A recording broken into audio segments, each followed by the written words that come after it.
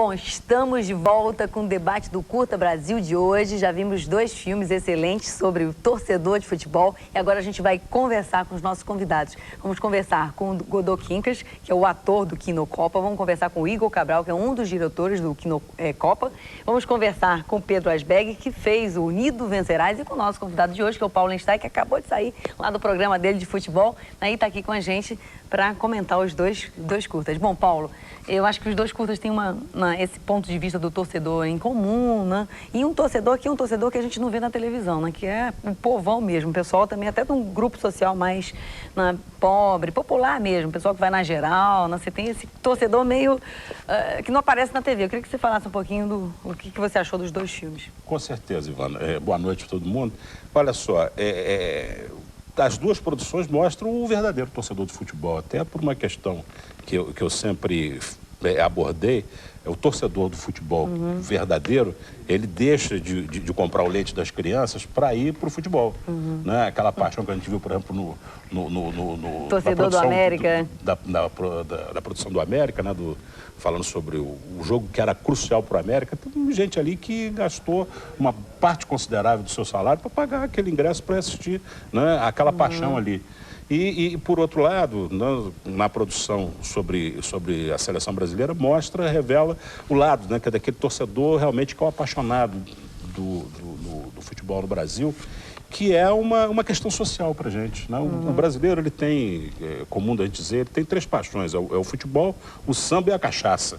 Né? Isso é o povo brasileiro, essa é a essência do povo. No futebol, ele extravasa, né? Como a gente viu bem no jogo do América, ele extravasa como se ele tivesse à vontade. Ele não pode xingar o patrão, não pode xingar a mulher, né? O vizinho, então ele vai para dentro do campo. Para xingar. Xingar, ele está distante, o jogador não vai reagir, então ele xinga seu mesmo, isso, né? seu aquilo e tal. É uma forma de extravasar, ele sai dali aliviado, mesmo às vezes com o clube não tendo sucesso, como foi no caso do jogo do América. E no caso daquela manifestação da seleção brasileira, ela que embora, aquela festa é do povo, mas ela tem na sua essência de anos e anos, da época, desde a primeira conquista, época do governo Juscelino, as autoridades, os políticos sempre aproveitaram uso político, né, para trazer para perto de si esse prestígio.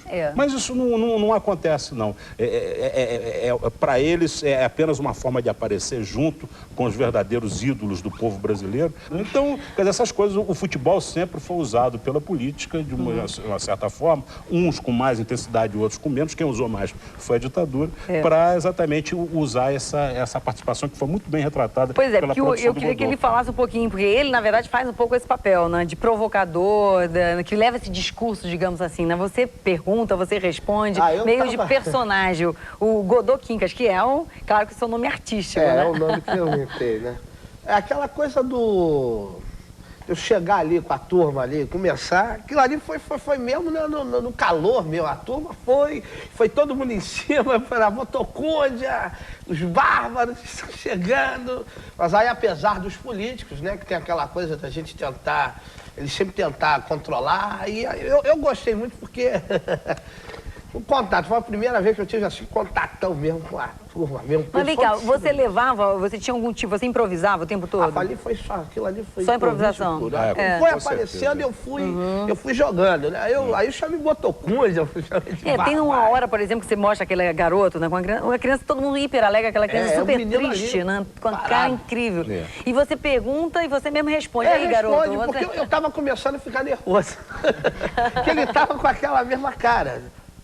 Ele estava com cara de faminto, vendo os outros comerem. Aí tá ali o faminto, aí eu entro no extenuamento completo, né, do tecido social. É onde ele fala da excludência, né, que ele inventou a palavra, como você falou. Mas ali, e ele tá com aquela cara ali, eu tô ficando... Aquela imagem muito impressionante, né, que você vê... Então o garoto com aquela pizza, parece um tijolão. Não, que o Lúcio, aquela coisa... Igor, e vocês chamaram ele por conta disso, vocês queriam essa improvisação, mas tinha que ter um narrador, vocês queriam uma pessoa para levar, para conduzir. Eu queria que você falasse um pouquinho da estrutura. E são várias equipes, né? Que é o filme da Copa. O Quinocopa, assim... A gente começou a fazer o filme, assim, meio despretensiosamente, né? E foi crescendo a equipe. E desde o início a gente chamou o Godô, convidou. Só que foi o primeiro jogo, ele não pôde estar, o segundo jogo não pôde estar, o terceiro jogo não pôde estar o Godot. Assim, a gente foi fazendo nos lugares, aí o Godot entrou no jogo do Brasil-Inglaterra, que foi quando, enfim, assim, foi das melhores externas que a gente teve, que a gente saiu e teve os melhores resultados, assim. E a partir daí o Godot continuou com a gente, o Brasil também continuou ganhando, né? Até que a gente falou isso, a gente vendo que o Brasil ia ganhar, a gente, pô, se o Brasil ganhar, a gente vai pra base aérea, vamos pra base aérea, que foi também a outra cena-chave do filme também, né? Que a gente ficou lá esperando o dia inteiro lá no Galeão. Vocês e todo mundo, né? É. Ficamos até aquilo ali, ficou. Nós chegamos ali, era 4 horas, naquela hora do corcelzinho, puxando o reboque, ali era 3 horas da tarde. E a festa acontecendo, a festa acontecendo. Quer dizer, exatamente aquilo que eu falei, foi roubado, tirado do povo, né, a festa, exatamente pelo ato político, que atrasou toda a manifestação popular, que frustrou milhões e milhares de pessoas. Exatamente. Já estava xingando. Agora, e Pedro, bom, o América, como você falou que não é América, é uma declaração aqui séria, né? Bom, mas no fundo, que é flamenguista. Posso falar como comentarista de futebol, o América é o segundo time de todo mundo. É verdade, e o Botafogo também, né? Não, o Botafogo nem tanto. Calma que não é assim. Mas vai lá, Pedro, como é que você chegou no América? Quer dizer, o que você estava interessado? Quer dizer, era essa questão desse torcedor que diz que é doente, né? O outro diz que torce pelo América por filantropia, que ele tem que ajudar, que é tão difícil que alguém tem que ajudar. Como você falou, eu torço pro Flamengo, né? Então, eu tô acostumado perfeito, tudo bem, a títulos e tal. É o time certamente mais lindo do mundo, a maior torcida e tudo mais. E eu tava interessado em entender, ou pelo menos fazer uma pesquisa que mostrasse o outro lado, a pessoa que é apaixonada pelo clube, assim como qualquer pessoa que torce para um time grande, mas torce para o time, né, que ele sabe que não vai ser campeão, ou pelo menos naquele campeonato, ou na maior parte dos últimos 20 anos, sei lá, eu espero não estar aqui dando muito furo com os torcedores da América. 44 anos? 1960, o último título na América. Mas... E título importante, foi de campeão carioca. Mas, Pedro, tem uma coisa muito engraçada que, por exemplo, isso que você colocou, o cara torcer pela Copa do Mundo ou pelo América, que é um time que não ganha nunca, né? Quer dizer, isso é que é incrível. Essa questão da torcida, que eu acho que vai pelo aquele... O que você estava falando, do extravasar, da festa, e pouco importa. Agora, é uma coisa que é o unidos na derrota, né? Tem um gozo ali na derrota. Mas isso é uma droga, ganham, essa partida é uma... Esses torcedores são doentes, nós somos doentes, é incrível. Tem um prazer em também perder. Que era uma das coisas que eu mais queria tentar entender. E mostrar, porque... Até porque um pouco como você estava falando, essas são pessoas que não costumam aparecer. Aquele jogo ali não tinha nenhuma equipe naquele dia. São Passos, né? Lá em Milópolis. Então, assim, realmente, os caras estão quase esquecidos, né? E ao mesmo tempo, todos estavam lá, super fiéis. Como diria o Godot, eles fazem parte dessa excludência do futebol. E olha só, e não é um torcedor que aparece lá no Galvão Bueno, né? Não, eles não mostram esse tipo de torcedor, que é o bem... Não, o popular. Lá no fundo não, ele aparece, ele só não aparece o América, porque o América não está jogando as primeiras divisões. Mas o Paulo... Agora está fora, ele não aparece na televisão. Os mais... Eu acho que tem uma censura estética, entendeu? As pessoas mais feias, mais sujas, mais... Não aparecem, mais desagradáveis não aparecem. Isso é verdade, eles são excluídos. Eles até... estão na excludência. Eles estão na excludência. É os sem imagem, né? Sem imagem, não tem imagem deles. Por isso que eu acho... É verdade. Aí você tocou num assunto importante, que, por exemplo, na arquibancada e na geral do Maracanã, que é o nosso maior palco, né? Você vê figuras das mais incríveis ali. É o desdentado, é o cara que tem... é o povo brasileiro. É o retrato verdadeiro do nosso povo. É aquele cara que tá com a cara de sofrido ali. Mas não aparece, né? É a menina bonitinha, ou é o cara que está fantasiado, que está encobrindo a verdadeira face dele. É isso que é realmente explorado. Ou é o torcedor da Zona Sul, né, na Copa, que é o cara que enfeita a rua. O cara que tem dinheiro para enfeitar a rua. Gente, olha, eu vou te interromper só um pouquinho, porque a gente vai fazer um break, daqui a pouco tá esquentando, né, o papo, mas daqui a pouquinho a gente volta com a segunda parte do debate de hoje do Curta Brasil. Até mais.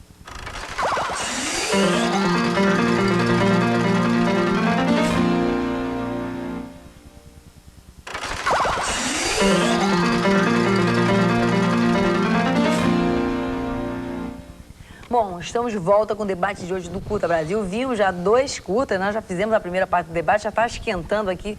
Eu queria que o Pedro falasse um pouquinho dessa experiência dele chegar no América, entendeu? Chegar nesses torcedores. Como é que você escolheu essas pessoas? Como é que você acompanhou essas pessoas, entendeu? Porque você tem personagem. Eu acho que o cinema, mesmo no documentário, funciona a partir de escolha de personagens. Você é um personagem, mesmo no filme de documentário. Que você falasse um pouquinho disso, para a gente falar um pouquinho mais da questão do cinema.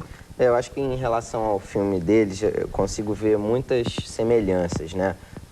Tanto na estética quanto no tema, óbvio, e outras coisas. Mas diferente do filme deles, que foi feito ao longo de um mês inteiro, o meu eu tenho 2 horas de material bruto. Só? Que isso, foi muito super, pouco. Caramba, foi você super usou tudo, rápido. Né? Eu conheci o Guilherme, que é o tal cara que fala que para que eu vou torcer pro Flamengo e tal, blá, blá, blá. Tem que ajudar, é filantrópica a torcida dele. A ideia era ir na casa dele, segui-lo e ficar só com ele. Aí quando eu cheguei lá, ele falou assim, eu já chamei 3 amigos pra gente concentrar e partir pro jogo junto. Aí já mudou um pouco o negócio. Eu falei, beleza. Quando a gente chegou lá, ele começou a me apresentar para essas pessoas tão incríveis e que deram depoimentos tão verdadeiros, né? Contundentes, eu diria. Totalmente. Então, na verdade, não tinha nada planejado. A única ideia era inicial mesmo, era isso. Mostrar a pilha de o que leva uma pessoa a torcer para um time. Uma paixão verdadeira do futebol. Não é? Aquilo é paixão verdadeira. Exatamente. Você conseguiu mostrar isso. Foi importante. Isso é muito legal. Tentei. Agora, no teu caso, Igor, você tem essa questão também da linguagem do documentário, que eu acho que tem essa coisa do improviso. Quer dizer, porque você tem um documentário com a relação de... Vocês tinham um roteiro, entendeu? Você pode ter um roteiro, você tem um planejamento. Mas você chega lá, no meio de um monte de gente, né? Quer dizer, o que você faz ali? Você vai seguir o script ou você vai interagir com essas pessoas, né? Queria que você falasse um pouquinho disso. A gente foi assim, a gente não sabia exatamente o que ia acontecer, a gente foi fazendo, mas uma coisa bem curiosa que eu gosto no filme, assim, as diversas faces do filme, assim, no sentido de que mostra o cara lá que, eu tô torcendo pela Argentina, entendeu? O outro, eu sou fanático, o outro lá, Tem um que diz que não gosta de futebol, não gosta dessa de filme de guerra, ele fala. Então, filme de guerra, então mostra todas essas vertentes, aí torna um filme, né, mais plural também, assim. Mostra assim, o outro, eu tô assistindo porque todo mundo tá assistindo, sabe? Porque eu acho que tem isso, é uma paixão, mas tem um monte de gente que não gosta, tem um monte de gente que acompanha porque Copa, Há uma diferença fundamental que eu vi nessas 2 produções, é que normalmente você fala em filme, você tem um projeto elaborado, né, com a produção e tudo, e vamos dizer assim, a interação que eles tiveram com o artista do filme, que é o torcedor, né, que está nos 2 filmes representados em formas diferentes, o cara do América e o torcedor do Brasil, essa participação direta, aquilo ali não teve script, não teve arranjo, não teve nada. É uma coisa totalmente natural. O valor dessas 2 produções, a meu ver, está exatamente nisso. Eu queria que vocês voltassem também a questão da linguagem, falar um pouquinho de documentário. O que é referência para vocês de documentário? Porque a gente tem várias escolas de documentário. Tem desde essa ideia do planejamento, do documentário que vai com o roteiro pronto, quer dizer, que não tem essa questão do personagem, da improvisação, quase uma performance do nosso Godot. Não, o Godot ele intervém na realidade, né? Porque ele provoca as pessoas. Exatamente. Tem alguém... O que tu acha? O que vai ser depois disso? Isso, então tem uma coisa... No fundo, ele cria o personagem. Também. Essa provocação que é muito legal. Personagem. Eu queria que vocês falassem um pouquinho disso, vocês 2 aqui, os 2 diretores, depois você também pode falar um pouquinho mais sobre essa questão. O que é referência para vocês no documentário? Né? Eu acho que, assim, para mim, eu não posso dizer que eu tenho alguma referência visual ou pelo menos eu gosto de tal cara e é assim que eu gostaria de fazer os meus filmes. Particularmente falando sobre a Raça Filmes, que é a produtora que eu tenho com o Felipe Nepomuceno, a gente tenta sempre escolher primeiro o filme para depois viajar na linguagem. Exatamente. Então, agora, nesse caso, por exemplo, foi uma coisa muito mais, vamos nessa, uma camerinha só. Que hoje você pode fazer isso, né? Pega uma câmera... Agora a gente já fez outros filmes em que tinham também 4 equipes rodando ao mesmo tempo. Filmes em que a gente fez uma pesquisa de 3 meses antes de começar a primeira entrevista. Então, acho que isso varia, né? Igor. E não, assim, isso também foi uma coisa que sofreu várias influências, assim, também, muito a história da câmera na mão também.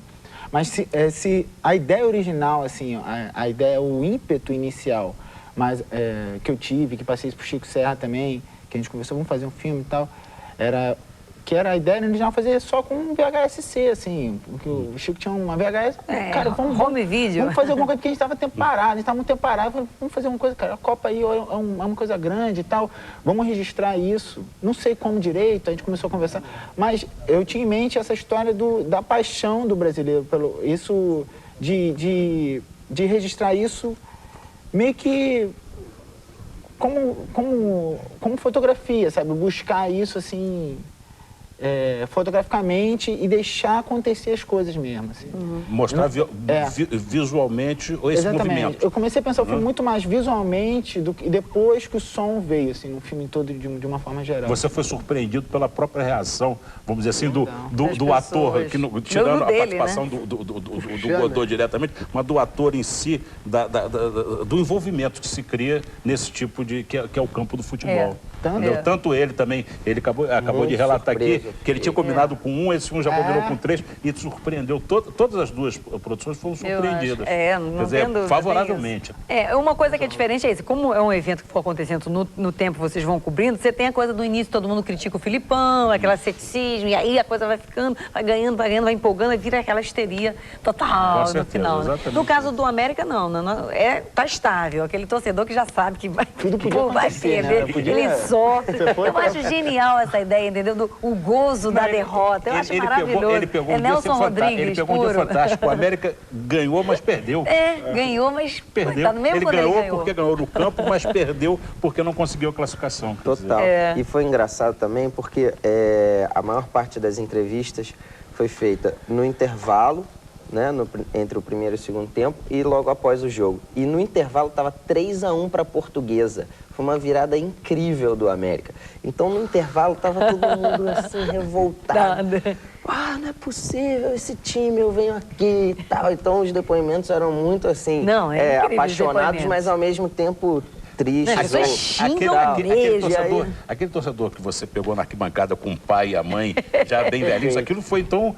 foi no intervalo, né? E eu nem sabia. Aquela extravasão dele foi fantástica. Quando eu comecei a entrevistá-lo, estava no finalzinho do primeiro tempo, tipo, devia faltar uns 2, 3 minutos. Então eu estava de costas para o campo e comecei. E não percebi que o jogo acabou. E aí, de repente, no meio do nada, ele levanta e tal. Aí eu tava assim, aí eu olhei e não tinha nada acontecendo. Aí tava xingando o cara que tava do outro lado do estádio. Tava engraçado. Ali é extravasamento total, puro. E aí, no fim do jogo... de 60, né? Eu me lembro da vitória Ele fala que tinha 8 anos. Ele fala que tinha 8 anos quando ele foi levado pelos pais para ver aquele jogo. E a mãe dele disse assim, a partir dali que eu me tornei torcedora. E aí ela diz depois, isso é uma droga. É uma coisa insuportável. Bom, gente, nosso tempo acabou. O tema é maravilhoso, dá pra gente... Com certeza. Eu acho que nunca... Tem poucos documentários sobre esse torcedor, né? Acho que tem muito mais coisa pra revelar Com certeza. O torcedor, esse desconhecido, pra usar um chavão aqui, né? Enfim, eu queria agradecer aqui a presença do Godot Quincas, né? Que é o ator, intérprete, interventor, né? Do Quino Copa, âncora, agulha, do Igor Cabral, que é um dos diretores, junto com o Chico Serra, do Pedro Asbeg, que é o diretor do Unido Vencerás, né, sobre o América, e do nosso convidado de hoje, que é o Paulo Enstein, que deu aqui um brilho especial ao nosso programa, trazendo as informações sobre futebol, sobre cultura do esporte. Obrigada, Paulo, e boa noite.